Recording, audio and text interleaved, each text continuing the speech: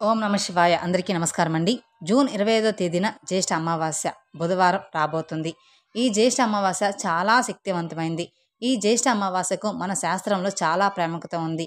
అన్ని అమావాస్యల్లోకి జ్యేష్ఠ అమావాస్య అంటే చాలా ప్రత్యేకమైనది. జ్యోతిష శాస్త్రం ప్రకారం ఈ అమావాస్య రోజున సూర్యుడు చంద్రుడు ఒకే రాశిలో ఒకే డిగ్రీలో కలుస్తారన్నమాట.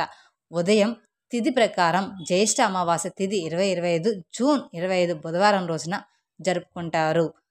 ఈ అమావాస్య గురించి పూర్తి వివరాలు తెలుసుకోవాలంటే వీడియోని ఎక్కడా స్కిప్ చేయకుండా చివరి వరకు చూడండి. అప్పుడే మేమేం చెప్తున్నామో మీకు పూర్తిగా అర్థమవుతుంది. అలాగే మొదటిసారి మీరు మా ఛానల్ చూస్తున్నట్లయితే మా ఛానల్ సబ్స్క్రైబ్ చేసుకొని నన్ను సపోర్ట్ చేయండి. ఇక వివరాల్లోకి వెళ్తే అమావాస్య ప్రాధాన్యంగా పితృదేవతలకు అంకితం చేయబడిన రోజనమాట. ఈ జ్యేష్ఠ అమావాస్యను ఏరువాక అమావాస్య అని కూడా పిలుస్తారు. ఈ రోజున మన పూర్వీకుల ఆత్మలు భూమిపైకి వస్తాయని చెప్తారు. అలాగే జ్యేష్ఠ అమావాస్య రోజున పితృదేవతలకు తర్పణాలు పిండ ప్రదానం చేయడం ద్వారా వారి ఆత్మకు శాంతి చేకూరి వారి ఆశీస్సులు మనకి లభిస్తాయని శాస్త్రాలు చెప్తున్నాయి. మన వంశీకులైన మన బిడ్డలు మనల్ని తలుచుకుంటున్నారా లేదా, మనల్ని ఆరాధిస్తున్నారా లేదా అని చూడడానికి మన పెద్దవాళ్ళు భూలోకానికి వస్తారట. ఇది మన శాస్త్రంలో చెప్పబడుతుంది.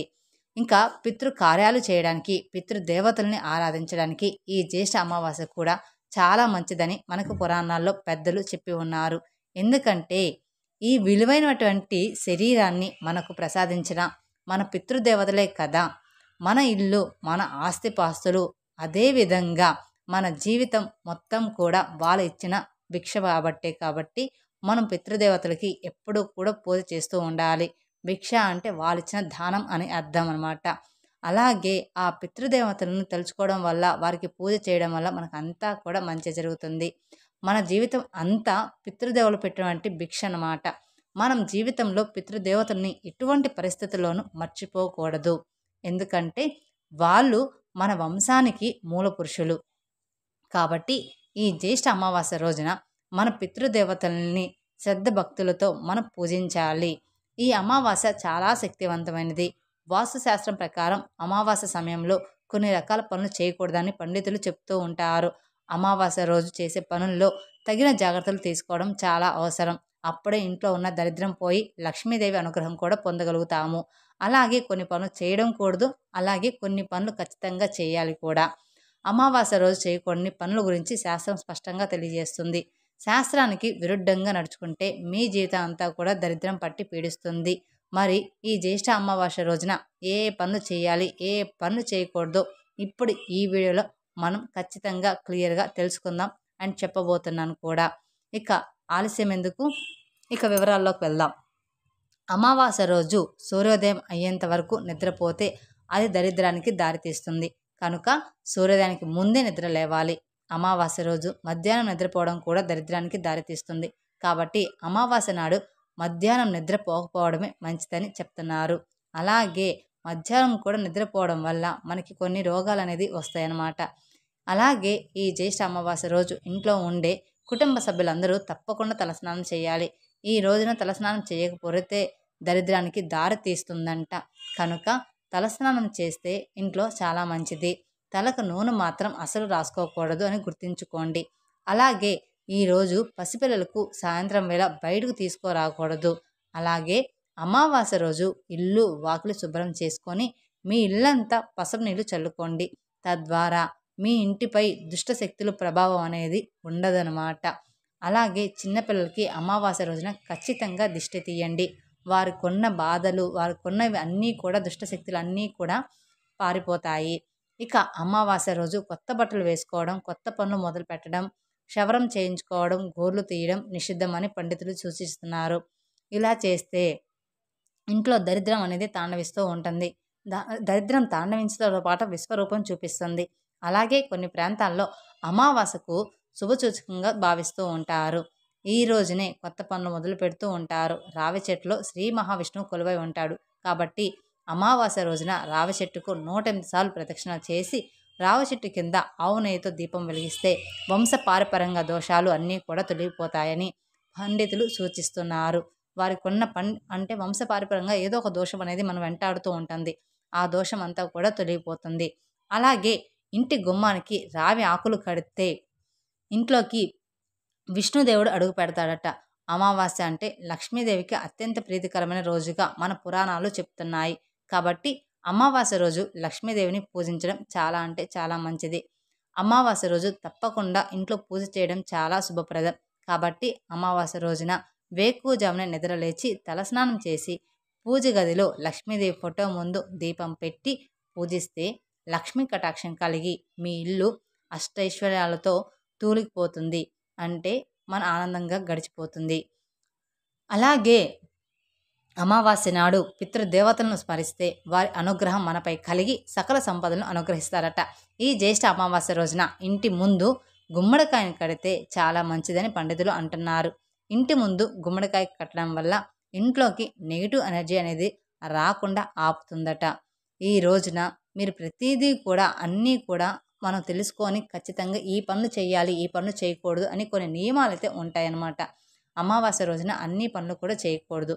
అలాగే ఈ రోజున తెలిసి తెలియక ఎవరితోనూ కూడా అబద్ధం కూడా చెప్పకూడదు. ఈరోజు ఎవరికైనా మీరు అబద్ధం చెప్తే మీ జీవితంలో ఏళ్ళనాటి శని అనేది వెంటాడుతుంది. అమావాస్య రోజు మీ ఇంటి దగ్గర ఏదైనా చెట్టుని నాటితే చాలా మంచిది. ముఖ్యంగా జమ్మి చెట్టు నాటితే సర్వదేవతలు మీ ఇంట్లో కొలువై ఉంటారు. అలాగే ఈశాన్య మూలను భగవంతుని స్థలంగా భావిస్తారు. కాబట్టి అమావాస్య రోజున ఈశాన్య మూలల్లో ఆవు నెయ్యితో దీపాన్ని వెలిగించండి. ఇలా చేస్తే 33 కోట్ల మంది దేవతలు సంతోషిస్తారట. అలాగే ఈ రోజున గాయత్రి మంత్రాన్ని 108 సార్లు జపిస్తే చాలా అంటే చాలా మంచిది. వివాహిత జంటలు అమావాస్య రోజున శారీరక సంభోగానికి దూరంగా ఉండాలి. ఎందుకంటే అమావాస్య సమయంలో ప్రతికూల శక్తులు పెరుగుతాయి. కాబట్టి ఈరోజు ఏర్పడిన కలయికతో జన్మించిన బిడ్డ శారీరక వైకల్యాలతో జన్మిస్తారని చెప్తూ ఉంటారు జ్యోతిష్యులు. అందుకని ఈ రోజున కొంచెం దూరంగా ఉంటే చాలా మంచిది. ఈ జ్యేష్ఠ అమావాస్య నాడు మాంసాహారం తినకపోవడం మంచిది. ఈ రోజున తినకుండా మానేస్తే ఇంకా మంచిది. స్వచ్ఛమైన మరియు స్వాతికమైన ఆహారాన్ని మాత్రమే తీసుకోండి. ఈరోజు మాంసాహారం తినడం వల్ల అనారోగ్యానికి గురవుతారు. అలాగే ఈరోజు రాత్రి సమయంలో భోజనం అస్సలు చేయకూడదు. జ్యేష్ఠ అమావాస్య రోజు ఆవులకి ఆహారం పెడితే 3 దేవతల అనుగ్రహాన్ని పొందవచ్చు. ఆవు సేవ తల్లి సేవతో సమానంగా పరిగణిస్తారు. అమావాస్య రోజు పొరపాటును కూడా జీవహింస చేయరాదు. అమావాస్య రోజు నువ్వులతో చేసిన ఆహార పదార్థాలను దానంగా కూడా చేయడం వల్ల ఎంతో మంచి జరుగుతుంది. దానం చేయడం వల్ల నువ్వుల్ని విష్ణు అనుగ్రహం లభిస్తుంది. అలాగే ఉపవాసం ఉండడం వల్ల పూర్వీకుల మోక్షం పొంది పుణ్యఫలం పొందుతారని హిందూ మత విశ్వాసం. ఈ జ్యేష్ఠ అమావాస్య రోజున నీటిలో రాళ్ళ ఉప్పు అంటే కల్లుప్పు వేసి ఇంటిని తుడవాలన్నమాట. కల్లుప్పుతో పాటు కొంచెం చిటికెడు పసుపు కూడా వేయాలి. ఇలా చేయడం వల్ల ఇంట్లో ఉన్న ప్రతికూల శక్తులన్నీ కూడా తొలగిపోతాయి. ఇంట్లో ఆనందం పెరుగుతుంది, సంతోషం వెల్లడిస్తుంది అని మన పండితులు చెప్తున్నారు. అమావాస్య రోజున శుభకార్యాలను నిర్వహించకూడదు. అలాగే ఈ రోజున బియ్యం వంటి ఆహార ధాన్యాలను కూడా ఎవరికీ కూడా ఇవ్వకూడదు. ముఖ్యంగా అమావాస్య రోజున ఇంట్లో ఉన్న ప్రతి ఒక్కరూ ఉప్పుతో దిష్టి తీసేసుకోవాలి. ఇలా చేయడం వల్ల మనపై ఉన్న చెడు దృష్టి అంతా కూడా తొలగిపోయి సుఖ సంతోషాలు చేకూరుతాయని పండితులు అంటున్నారు. ఇక ఈ జ్యేష్ఠ అమావాస్య రోజున పూర్వీకుల పేరట దానం చేస్తే వారి ఆశీర్వాదాలు మనపై ఉంటాయి. అమావాస్య నాడు మన పూర్వీకులు మన చుట్టూ ఉంటూ మనల్ని చూసి సంతోషిస్తారట పురాణాల్లో చెప్తున్నారు. కాబట్టి అమావాస్య రోజున మన పూర్వీకుల పేరట మిఠాయిలు, పండ్లు, వస్త్రాలను దానం చేస్తే వాళ్ళు సంతోషించి మన జీవితం అనేది సంతోషంగా సాగిపోతుందంట. ఇక లక్ష్మీదేవికి ఎరుపు రంగు వస్త్రం అంటే చాలా ఇష్టమైనది. కాబట్టి అమావాస్య రోజున మీ ఇంట్లోని బీరువాలో ఒక ఎరుపు రంగు వస్త్రాన్ని పెడితే చాలా మంచిది. ఇది చాలా శుభ ఫలితాలను కలుగజేస్తుంది. మీ ఆదాయం పెరగాలంటే ఇది మాత్రం ఖచ్చితంగా చేసి చూడండి. ఒక ఎర్రటి వస్త్రాన్ని తీసుకొని బీరువాలో ఏదో ఒక మూలన పెట్టేసేయండి. ఇక జ్యేష్ఠ అమావాస్య రోజున ఖచ్చితంగా దుర్గా సూత్రాన్ని చదవండి. ఇలా చేస్తే దుర్గమ్మ అనుగ్రహంతో మీకు అఖండ రాజయోగం లభిస్తుంది. అలాగే చదవడం రాని వాళ్ళు కనీసం విన్నైనా వినండి. అలాగే పసుపు కుంకుమ తీసుకొని పూజ గదిలో అమ్మవారి ఫోటో దగ్గర పెట్టి తర్వాత ఆ పసుపు కుంకుమను ఒక చిన్న కవర్లో వేసి మీ బీరువాలో ఒక మూలన పెట్టుకోండి. ఇలాగా ఎర్రటి వస్త్రము, ఇలా పసుపు కుంకుమ అన్ని చేయడం వల్ల మీ ఇంట్లో ఉన్న దోషాలు తొలగి లక్ష్మీదేవి అనుగ్రహం కలుగుతుంది. అలాగే ఎప్పుడు మీ ఇంటి నిండా డబ్బు అనేది ఉంటుంది. అమావాస్య రోజున బియ్యం పిండిలో పంచదార కలిపి చీమలకు ఆహారంగా వేయండి. ఇలా చేయడం వలన మన పూర్వీకులు ఆశీర్వాదాలు ఖచ్చితంగా మనం పొంది తీరుతాము. అలాగే వారి ఆశీస్సులతో మనం కోరిన కోరికలు నెరవేరుతాయి. ఈ రోజున చేసే పూజలు, ఉపవాసాలు ఆత్మిక శక్తిని రూపొందింపుతాయి.